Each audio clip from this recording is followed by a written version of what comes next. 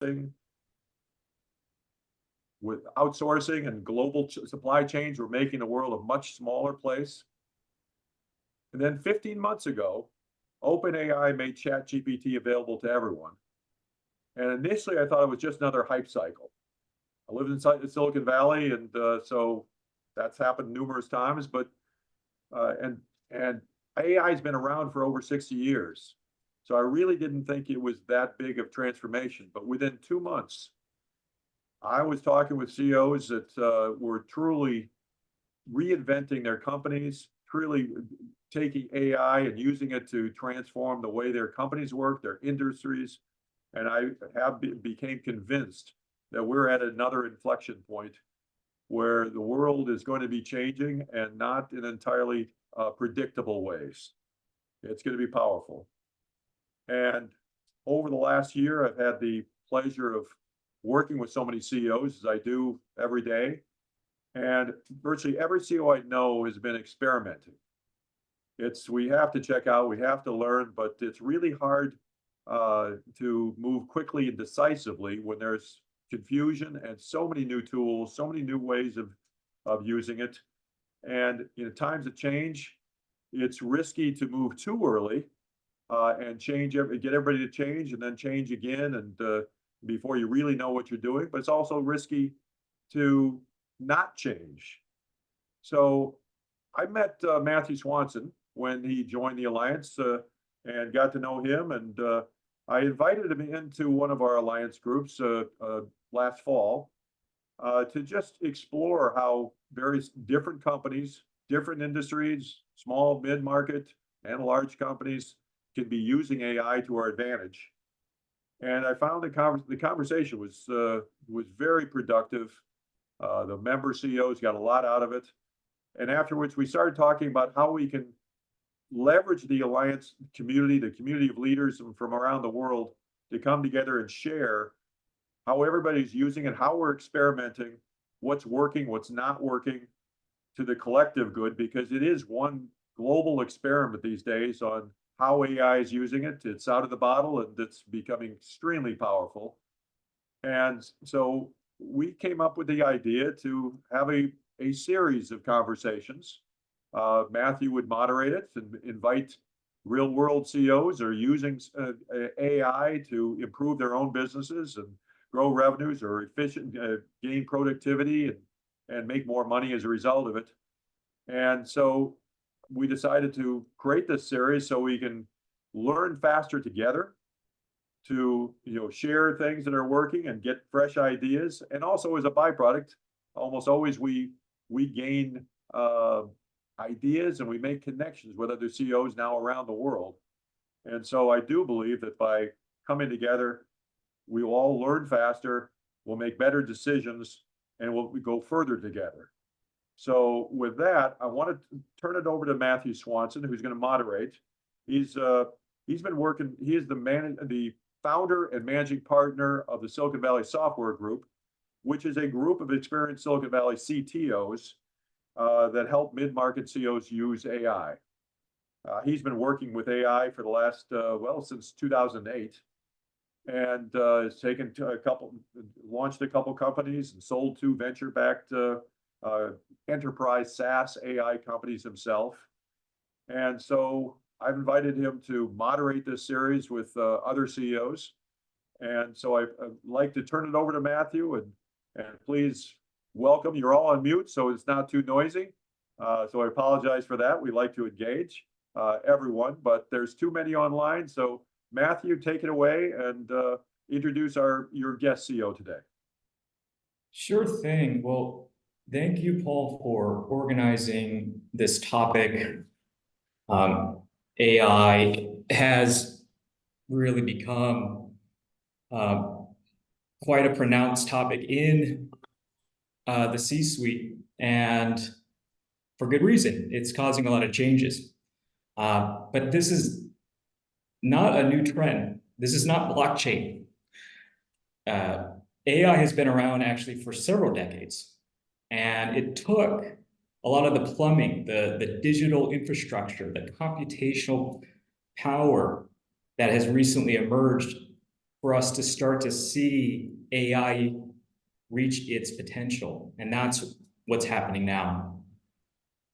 So as Paul mentioned, we're organizing this series to address the changes happening in the mid-market, specifically for CEOs. And the most important thing, I'm sure at this point heard webinars galore of a talking head theorizing about what AI can do. The most important thing we want to get across in this series is how are people actually using the technology to increase revenue? So that's what we're going to do here. We're going to walk through a case study. Sam Levin here has been gracious enough to share his firsthand experiences of using AI in his business. And we're going to go through some of the considerations of what it took to take that AI initiative and translate it into revenue. So this session today is going to be mostly Q&A with Sam. I'll spend the first half going through a set of questions, but we are going to open it up to the audience. And so I want to frame up what this discussion is going to look like so everyone can gather their questions ahead of time. So we talk about this challenge/opportunity of making money with AI. The common question we hear from CEOs is, where do you start? And so these are some of the anecdotes that a lot of us could probably relate to. ChatGPT got my attention, but it's not solving any real problems for me. What am I missing? Another one we hear is, I want to use AI, but I don't think I have the tech or data to even get started. We're going to cover that topic. Related, I want to start my AI journey, but I'm worried if I start too soon, next week some new announcement's going to come out and wipe out my investment. So that's an important topic we're going to cover in this series. And then finally, we've all heard data is the new oil, but what does that actually mean in practice, in the particulars? What kind of data moves the needle for AI? So these are some of the themes. And again, we're going to relate this entire discussion back to revenue. And the way we like to think about revenue at Silicon Valley Software Group is through the perspective of the customer lifecycle. So if you want to make money with AI, start by following the money through your customers. Customer lifecycle is a methodology embraced by marketers, less so in the C-suite. And we find it to be a helpful framework for identifying where are the revenue sources for a business. So you've probably heard of awareness and consideration and retention. These are the topics we're going to be covering. So if you're a business and you don't have a lot of people coming into your website or into your store, you're not going to do a lot of business. That's going to be the source of your revenue challenge. That's going to be a very different problem than if you have a lot of people coming in, but they struggle to check out and purchase.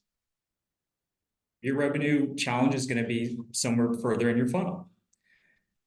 And depending on where your revenue challenge is, you can use AI to solve any of those problems.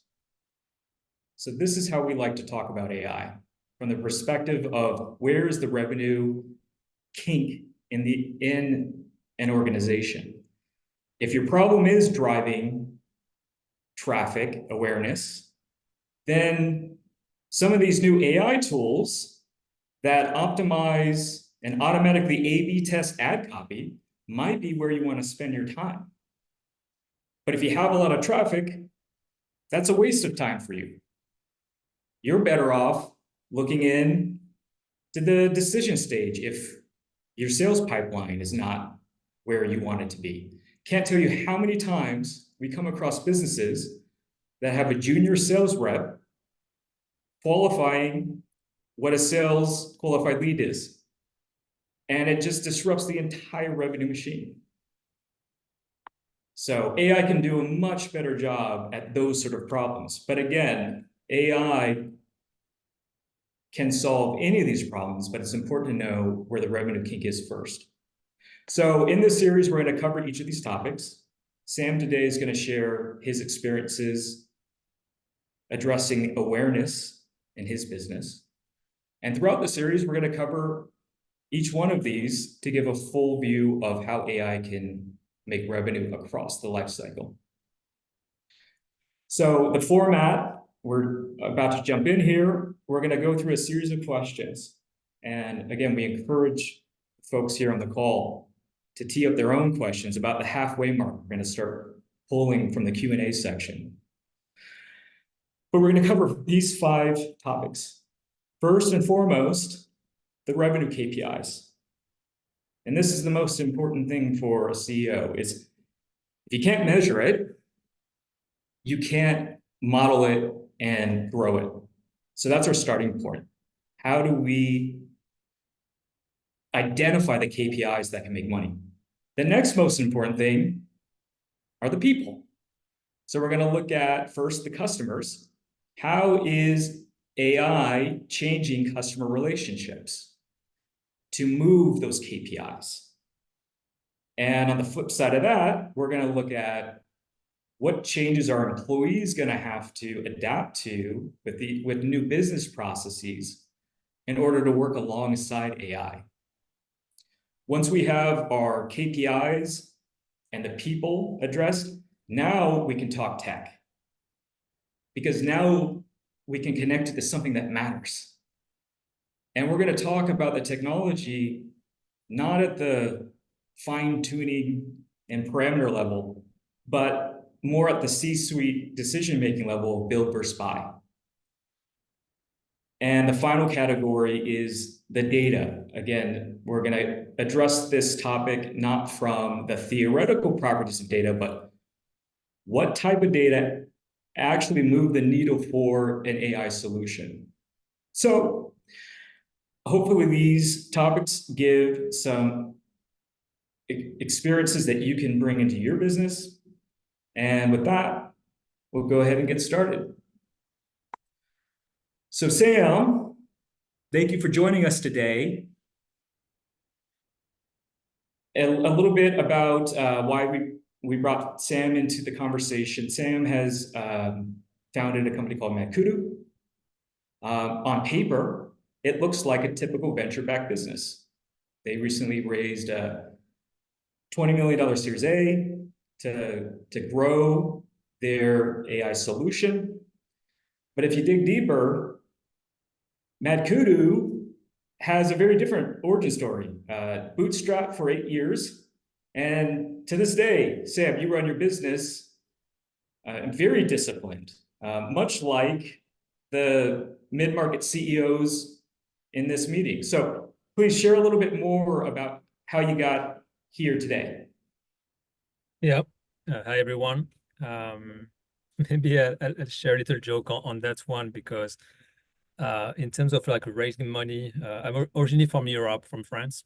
And when I talk to VCs, often they've been surprised by how disciplined I've been like building the company. And I used to tell them that in the US, you raise money, you sell, and then you build your product. Versus often in Europe, you actually build a product, you sell it, and then you raise money. So I went a little bit on the European way, building the business. So yeah, a bit of a exception before. I was an idiot 2 years ago, and now I think VCs are appreciating that model a lot more.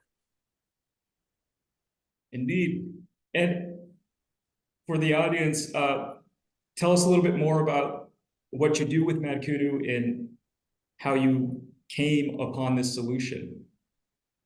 Yeah, and I'll keep it short, but long story, I've been in the founding team of other company before, a company called Agile One, where we wanted to build a customer data platform. So I actually created the customer data platform category. The problem that we saw in the world was customer data in plenty of different systems, impossible to know what's happening with your customers, having it all in one place. So build this business, raised with Sequoia, so did play the VC game, did Series A, B, C, D, sold to Acquia. And that was like my first journey into like building a company. The problem though that I saw with our customers and where the market was going is it's great to have a lot of customer data in one place, but what do you do with it? And the thesis for building Mad Kudu was leveraging the data and the signals that's available to help in two ways. One is making sure sellers spend time on the right accounts, like where it matters. Too many times, like we have sellers spending time on account that will never buy from you, account that are not in market, even though there is plenty of information available out there. And the second piece is when seller engage with your prospect and buyers, are they using the signals to actually have a relevant outreach? So they are like plays or playbooks that everybody should be running. But if you look at the state of sales today, very few sellers are using consistent plays to engage their customers, and that result into like low conversion rates, inconsistent pipeline generation achievements, and underperformance. So those are the two problems that I want to solve for with Mad Kudu, using data and AI in the background. And fast forward to today, you're now helping companies with their AI roadmap, but you're also solving your own problems. You shared with me recently a problem that you addressed with your AI technology around marketing attribution. Take us through, how did you model that problem? You wanted to drive more relevant traffic to your business. How did you think about framing that problem from a KPI perspective? Yeah, I really like the life cycle framework that you have. And I'll step back maybe a little bit on why that problem matters quite a lot, I think, for my company. Maybe can I ask questions and have people like put stuff in the chat? Is it to make sure like people are engaged too? Like if I ask maybe like the audience, what's the percentage of money that you're putting into marketing as part of your overall expenses? I'd just be curious to put like some raw number there. But for us, it's about 20%. So we're spending about 3-4 million a year, like on marketing programs and the marketing team. And we are, 8%. It would be interesting to see if it's those numbers. I think in the US, we, especially in the Bay Area, we might be spending a bit too much on the acquisition side. And that's an important question, because when you spend a good amount of money in marketing, in demand generation program, how do you know what's working, what's not? And we are in a world where everybody wants to be more efficient, and Mad Kudu is no exception there. Before, like what's this AI project, we used classic digital attribution. So we would look at first touch, last touch, multi-touch. We look at what are the marketing programs that are being run, who is touching which prospect before they buy, and then doing an attribution to that. And I have a little bit of a joke there where I compare a lot of marketing attribution to gerrymongering, because marketing attribution is bought by marketers, and basically you have all those variables that you can tune to define how like the activities you've made contribute to the revenue. And they're like almost an infinite combination of settings that you can have on how you set up those models. So what I've seen a lot of my marketers, like at Mad Kudu, but also sometimes with our customers, is you're like, okay, tell me what you want as attribution, and they'll configure these things so that it tells you what I want to hear, right? But it's better than nothing. I think we're getting some information there. The story like for using AI on attribution was, we also record every single conversation between our sellers and our prospects. So when someone wants to talk to sales, we use Gong, and Gong is recording the calls. Yeah, thanks for everyone for sharing those numbers on the how much is spent on the marketing side. continuing maybe with some questions, like how many of you like use Gong or any solution to record calls on the sales side? It's a lot of questions, but just to get a sense if everybody's doing it already, or is it like very few? We have a lot of polls right now. But going back, I think, to the conversation on call recordings, we record every single call, and it's something that's super important for me as a leader, is to listen directly from our buyers. What do they say? What are the objections? Who do they talk about in those conversations? And one thing that I noticed was how often the prospect would tell us where they came from in those cool conversations. But it was more anecdotal, because you listen to 5 calls, you hear like, oh yeah, we came from a Google ad, or no, actually I was going to this event that I saw you at, or it's word of mouth. We have like those random data points. So one of the idea that we had is, why don't we use AI to actually listen to every single call that we had with prospects and see 2 things. Do they talk about where they came from? And then what do they say? Is it matching what we're seeing on the digital attribution? Interesting. So you started off with this big line item in your business, you said about 20% going to marketing, and you wanted to know, what can I use this spend more effectively? So your next step was identify, where can I get signal? And so you were looking at the places customers were talking with you. You just shared that customers do actually have phone calls with you. Is that what was most important for you in terms of the customer interaction? Was there some other sort of customer interaction you were looking for in order to frame up your AI problem? On the attribution piece, I think that's the what's, I think, very new.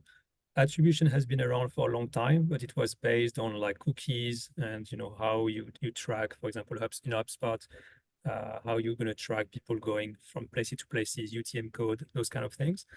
But the calls was a very brand new source of information that we were not leveraging. So that was, I think, the question is it new data set, those new signals, are they matching what we're seeing on the digital side, or is it telling us a completely different story? Right. Your traditional point-click software probably had display ad conversion rates and maybe your general digital marketing touch point. But you found this new data set, which was your customers calling into your sales reps, and you decided to look there.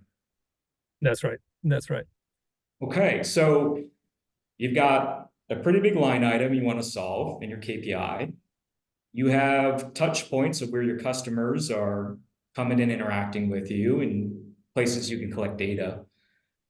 Let's touch on the employee experience. What were they doing before your AI solution, and how did that change? That's interesting. I think that's pointing back to the gerrymongering.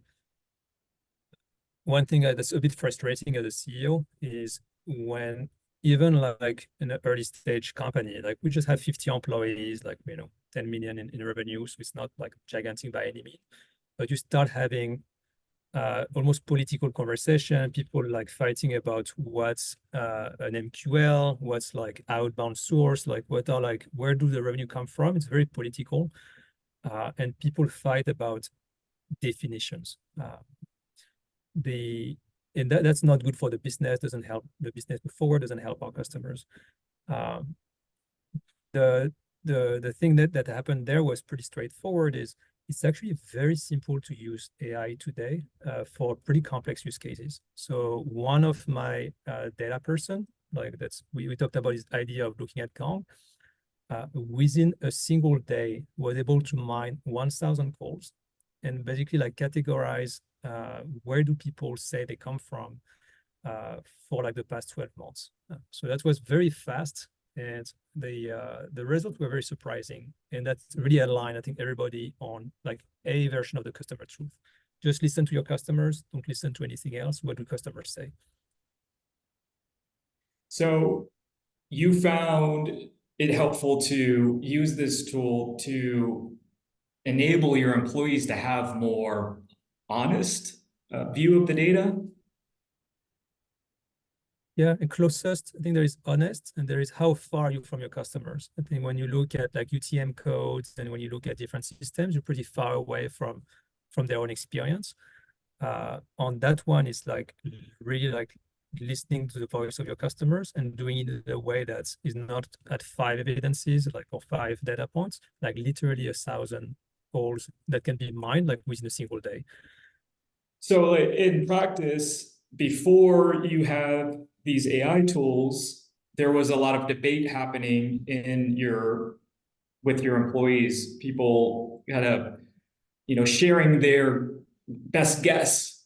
And can you give some examples of where data helped solve disputes that would have normally turned into infighting?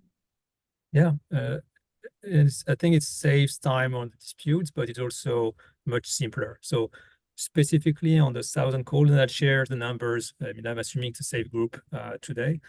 What we found is 40% of conversations, we have customers telling us where they came from. So you don't have everybody telling you where they came from, but it's not 5%, it's not 3%, right? So that was pretty surprising to see that even without having our sellers being asked to ask our customer where they came from, we already had 40% of those conversations where we can actually hear the customer tell you where they came from. Now, like moving forward, we've made it into the process that in every single conversations, our sellers ask, oh, by the way, I'm glad to meet you. How did you hear about us today? Right? Like the simple question, and we let the customer talk about it. The second learning was, okay, what do they say? And that one was surprising because if I look at my classic attribution, what I'm hearing is, I'm making it pretty rough, but we have a big chunk that comes from paid advertising, a big chunk that comes from our content, and a big chunk that comes from some of the outbound that we do, the prospecting that we do. But when we listen to our customers and what they said, the biggest source for us was word of mouth. So it was people asking around, hey, what do you use to solve this problem? And people say, you should check Matt Kudu. And what happens next is they receive an email from one of our sellers, or they see an ad, or they look us up, and then they read some content, and then they get into Matt Kudu. A lot of that source, like on the referrals, that's untrackable, right? There is no UTM code that's going to track like that someone has a conversation, at lunch with someone else. But that was one of the surprising element there.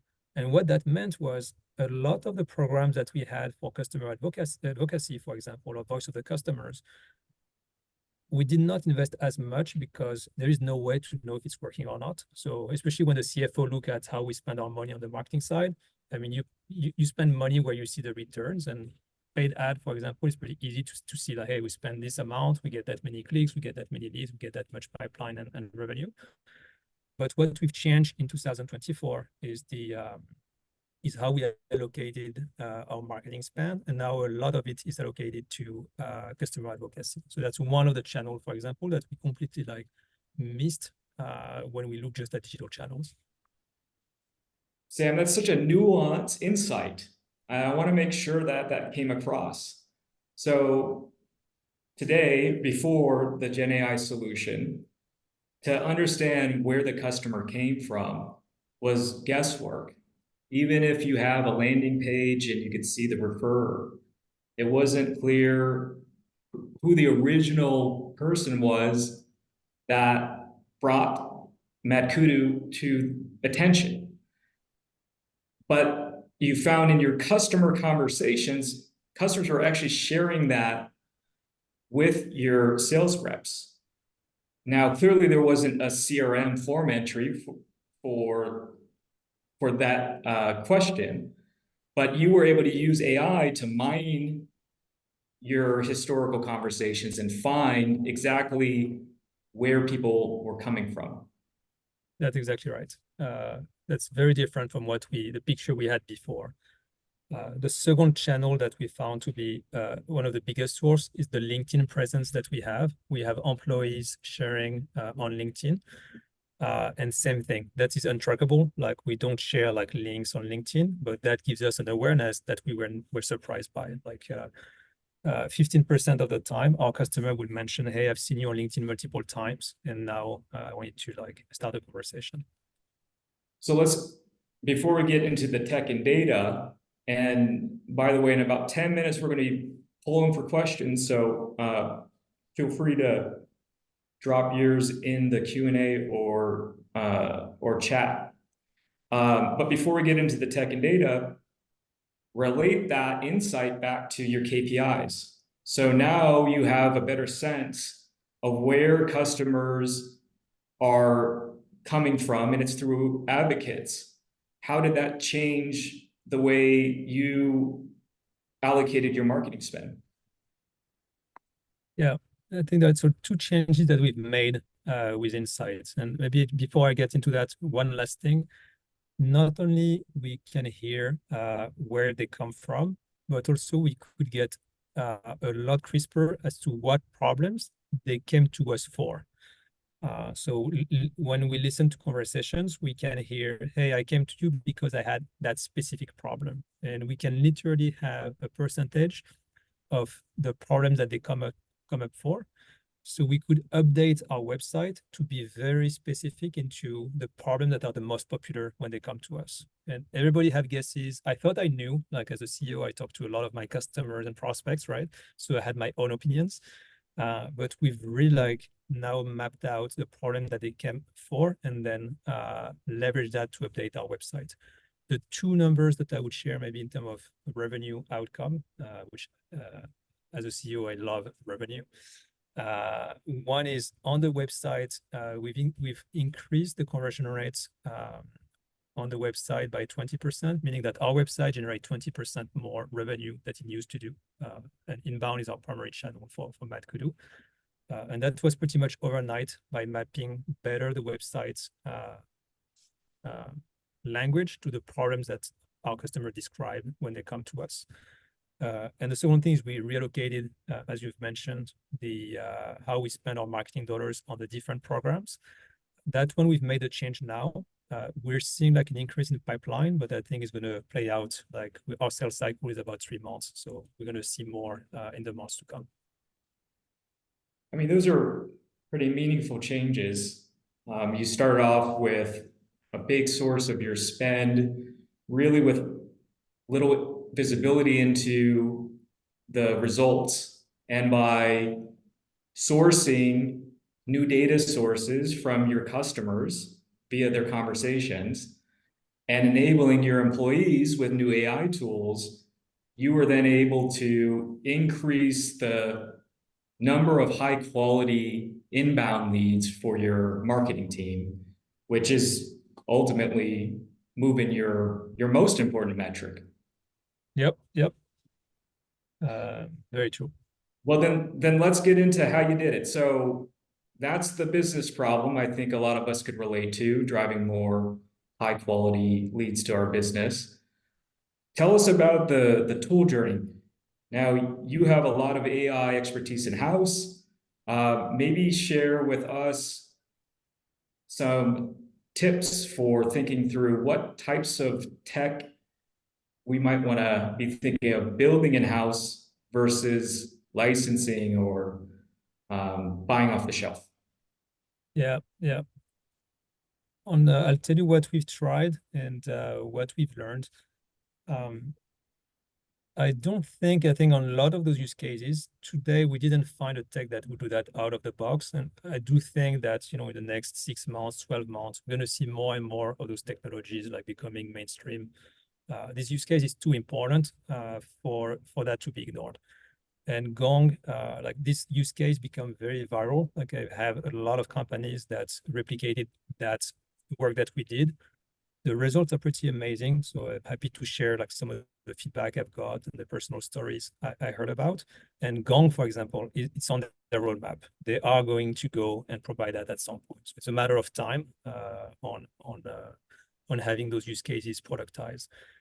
Now I think there is a lot of value to get it done now, because in business, the faster you go, if you go faster than your competition, I mean, that's how you win the game, right? So when things become mainstream, if you are like, if you do what everybody does, you get the outcome that everybody does. On specifically the how we did it, I would say like it's maybe one person, and the tools that are available right there for someone who knows, it's very little work, very little lift. I've been in data for a long time, and one of the biggest challenge I think in data and AI is data is never clean. The beauty of Gen AI is you don't need that much data. I think that makes a big difference, because you don't need to clean the data, collect a lot of data. Gen AI on its own is doing most of the work. And specifically, I think for Gong AI, and I can share some resources. I've documented like the how, and I'm sharing it just with like in private for people I trust. It's pretty straightforward. We first tried, so if we first got the 1,000 calls that we already had, got a transcript that any recording software will give you transcripts. And then we try to use ChatGPT and the OpenAI on those transcripts.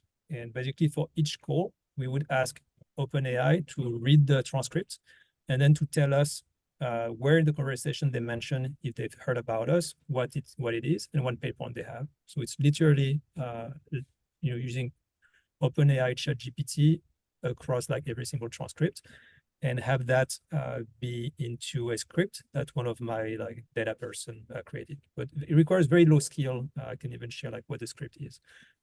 What we found though is ChatGPT is too slow, and there are some limitations as to how many times you can call the APIs. I won't go into the technical things, but it proved to be a bit immature for getting it done.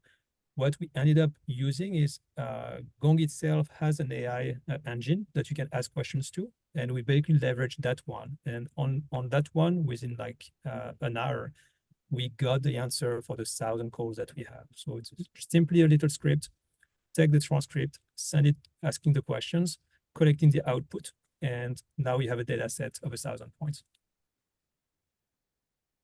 Sam, you make it sound pretty easy. Let's break this down though, and try to make it relatable.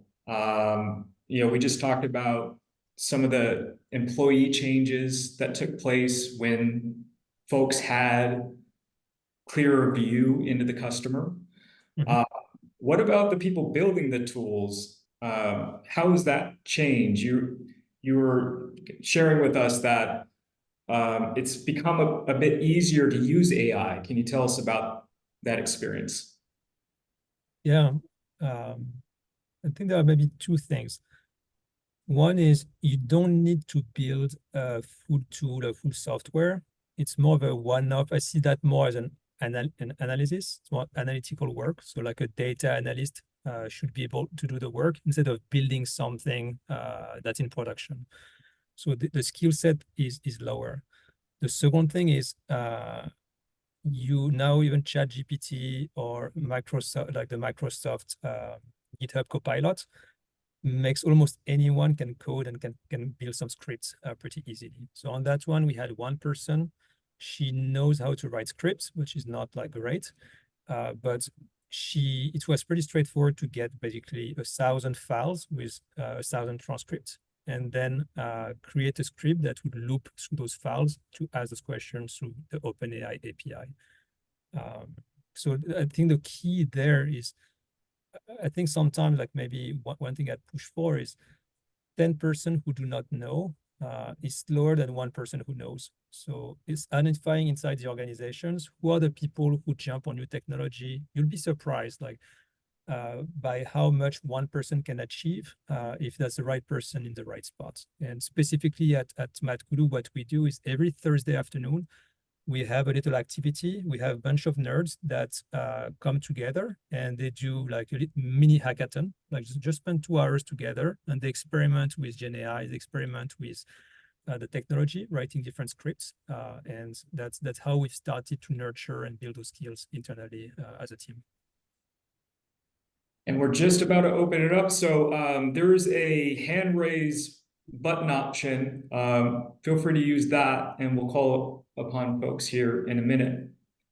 But yeah, we just covered a really important dilemma, which is how do you get your workforce, how do you encourage adoption of these tools? Because ultimately, AI is going to need to be embraced by employees in order to affect these customer outcomes. So thanks for sharing that with us, Sam. The final topic from that initial cohort is the data. So we did touch on that. You found that conversational data ended up providing a lot more signal than what you were seeing with traditional data stores. Take us through your thought on it. What are the broader implications of that? And we're talking about your specific example of marketing attribution, learning about what customers, where they came from, because you were mining their conversations. But any other thoughts to share with the group here on what conversational data has for their business? I'm extremely bullish on leveraging the data set. That's a data set that has not been leveraged at all. I think every other data set has been used a lot already. So we've solved, I think, 80% of the problem. But conversation has so much information about what your customers care about. So that's something we're still doing more of. Obvious things such as automating the follow-ups after every single call with a customer, prospect or customers, sending a recap of the conversation, next step. The productivity is increased dramatically, and that means we need fewer people to handle the same book of business. But this is just the beginning. I think the amount of information you have in those conversations is just insane if you have a direct business, like if you do have conversation with your customers. Well, given that conversational data has so many new insights about the customer, I guess another question would be, any thoughts on how you can encourage more of that data? Right? Today, a lot of companies are sitting on lots of different types of data and wondering which is most valuable and how do I get the more valuable stuff? So, a typical company here probably has a bunch of data on their customers clicking on their website. Maybe they have call recordings, maybe not. Any thoughts, Sam, you could share with us about collecting the types of data that these new AI tools find most useful? On that one, I do have the opinion of you start with the revenue, you start with a problem, and then you think about what could be done to solve the problem. I think that some people mention it in the chat. Too many times we are looking at it's a solution in search of a problem. I think as CEOs we have enough problems to be worked on. So on my team, maybe I'll share what I'm doing at Mad Kudu. We have clear business problems to be worked out, to be worked on. Every Thursday there is this hackathon thing that's happening, and where to use AI. We have this framework around is it repetitive or is it complex and different? So that's one axis. And the other one is what's the cost of an error? If we make an error with AI automation, how big of a problem that is. And if you do those two axes, you'll see a quadrant. And I want the team to focus on business problems where there is a lot of repetition and where the cost of error is low. And that's really what drives the ideas that we have. But I have to say, at least in my company, it's very bottom up, top down. I give what are the main problems to be worked on. I give this framework, but the ideas come from the team, and I think the implementation comes from our team. So that's the way at least we've been doing it here. I don't know if that's the best way or not, but that's our experience. Well, I'm not sure if there is a best way yet, and sharing your first set experience is super helpful. So thanks, Sam.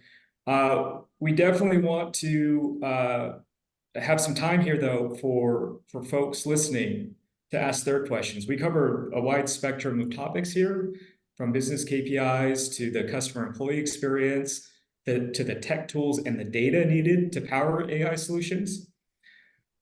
Fire away.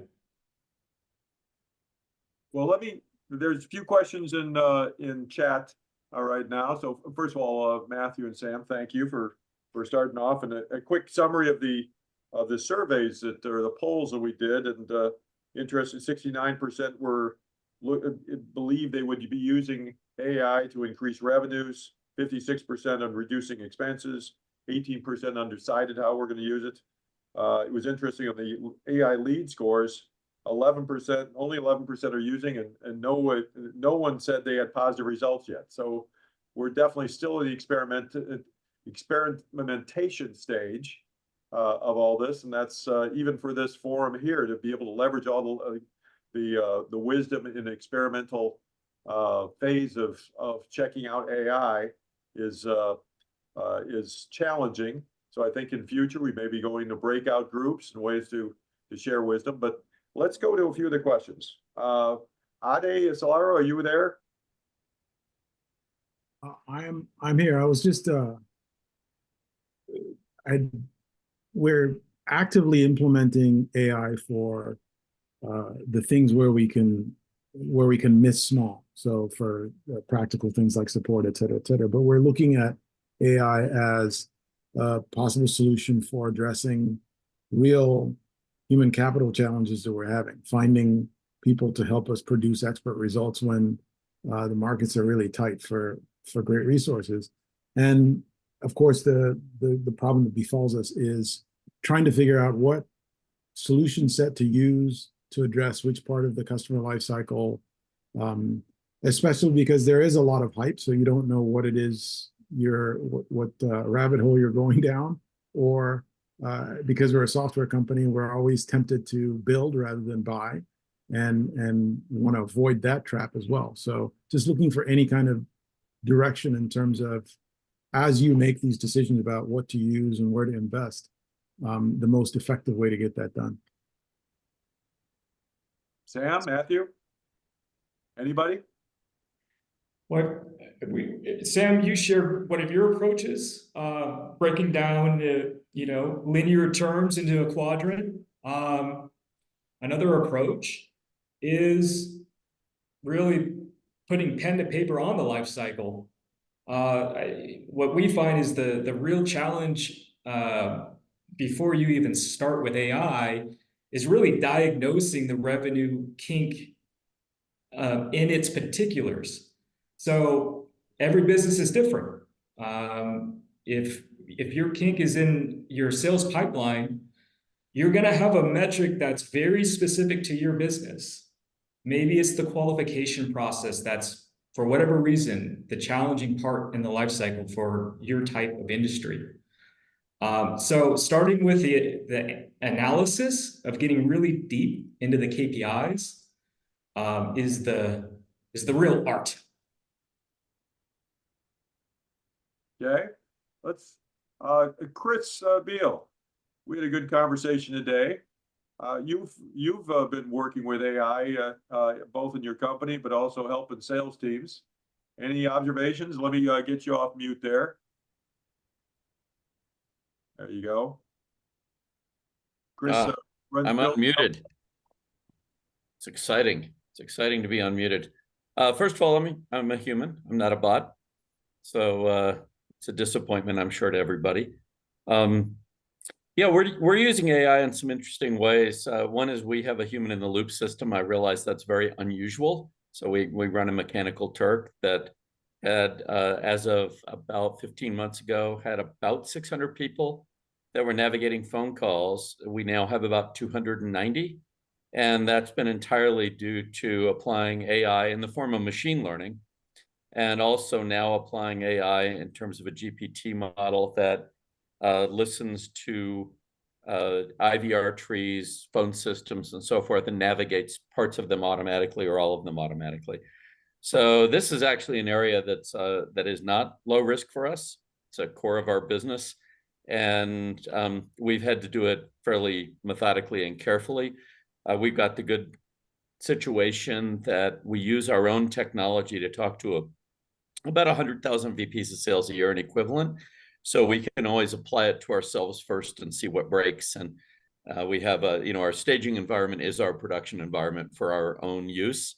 And our people talk to 400 or 500 VPs a day. So we kind of, we have some luxury there. The other place we're applying it is, I think, in an area that it's what Sam's been talking about, which is conversations. I mean, we're in the business of conversations.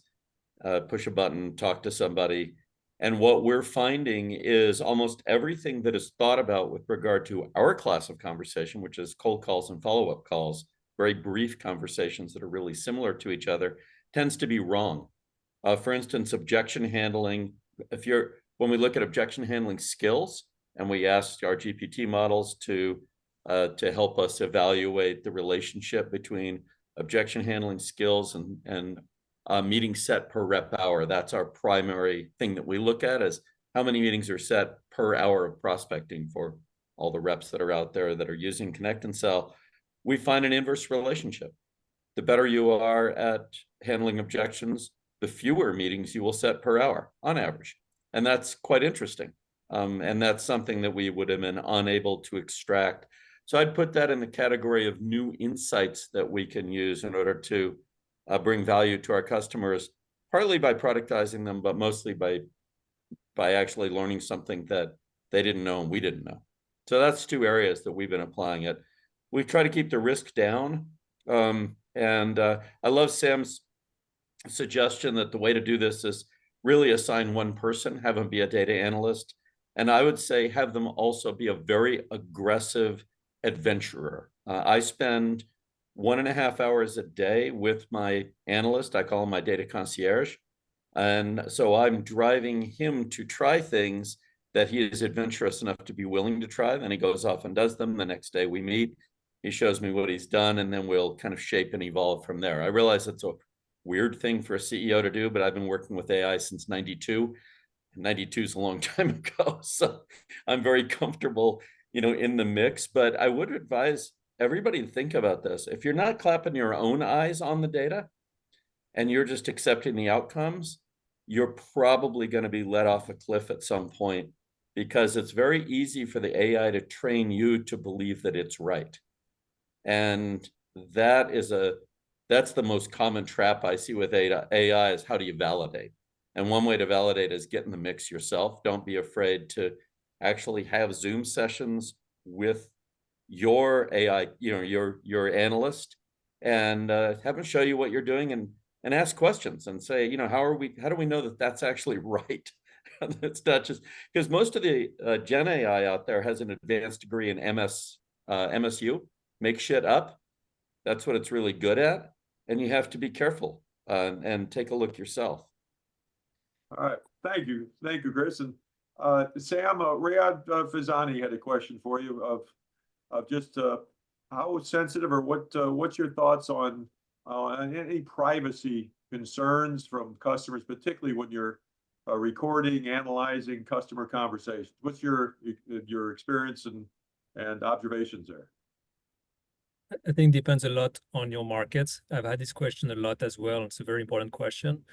For us, we're working with sales and marketing, and they are very used to have a conversation recorded. They know that on the website, there will be some tracking in place, because that's what they do as well.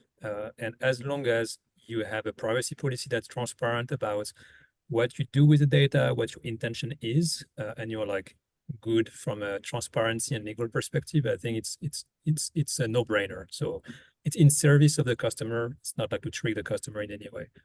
Having said that, I've heard some customers that want to do the same thing. If you sell to cybersecurity, it's a nightmare. I've had situations where when a prospect gets on the call and they see the call recording, they don't even talk, they hang up on you because they see the recording tool. So I think try it out with your market and see what happens, but be a bit aggressive, take risk, and then the market will tell you what's acceptable and what's not. All right, thank you. Rob Chamberlain, you asked a question, a very good question, on what size. He was talking about what size is kind of the minimum size, where it makes sense to even think about it versus doing the manual. Where's the leverage point yes, it may be at 5 million or something. What are your thoughts there? Does it apply to everybody or at a certain stage, or where's the complexity actually makes sense to really start to use sophisticated tools? Yeah. As soon as I think you're trying to do something and it takes you a long time, I think that's when you bring technology. For sure, like if you can solve a problem with brute force, I mean, you don't need AI. You don't try to find a use case for AI. Take problem that you already have and then solve it with AI, not the other way around. So you'll know right away if you need AI or not. If you're asking the question, you don't need AI. That's a good litmus test. I'll add to that. I think the common crawl, walk, run is initially you can solve a lot of problems with rules. And there's a ton of tools that don't use AI that allow you to set up if-then type of workflows. And that will get companies to a certain point. What we see is around the $10 million revenue mark is where companies really start to struggle with the overhead of rules on their employee workforce. Everyone has to learn all these rules, and it's really paralyzing. And that's where AI can start carving up some of those rules-based business processes and introducing more intelligent automation, intelligent routing, et cetera. So, and Volkmar, you had some observations and a question there. We have time for like one more. So yeah, so thank you. So I helped implement a program at about 100 million a year sales software as a service company. And so what is important, I think, is really testing the workflows before and after implementation of the AI, and then really take the time and analyze it. And I posted the results from my study in here. That's a real world Silicon Valley company example, probably 20 salespeople and 20 marketing people. I think it's important to have this real life data when you implement these programs, and be very clear what processes you want to improve and with what AI you want to do that before you start to roll it out in your full company. First, to reduce risks, and second, to really know what improvements you will achieve for the rest of your company. So, all right. Well, I want to thank, please join me in thanking both Matthew and Sam for joining us today and kicking off the conversation. This is an experiment, and frankly, I've been working and bringing together leaders for 28 years, and it's still an experiment of how we do it most efficiently, most effectively. This is a huge topic that we're just beginning to scratch the surface of how we can use it both in the major companies and the tech companies, as well as more real world and smaller companies. So we are learning from each other, and also the various different applications is almost infinite and where we might be able to use it. So so first of all, we really want your feedback, because it's how we maximize the efficiency, effectiveness of sharing knowledge between all of us in different stages and different types of industries and how we're using it. So we are going to be experimenting and innovating in different ways to leverage that collective wisdom. We are actually working on a global platform to make that happen more easily. So please, when you get a feedback form, please give your thoughts on how we can do it better, how we can leverage this wisdom, how we can better answer questions and take advantage of this as we're all running experiments in real time on how to hopefully be ahead of the game rather than a laggard, and make better decisions and make fewer mistakes. But I want to thank all of you for leaning in. We plan on doing this. Right now, we have freedom. This is not a set schedule, but we're planning right now to do it same time on the 4th Thursday of each month. That's Friday mornings in New Zealand and Australia. But please give us whatever feedback, and thank you, and keep sharing, and let us know how we can help. So thank you, Matthew. Thank you, Sam. Take care, and we don't see you before then. We'll see you on March 28th. Thank you, everyone. Bye.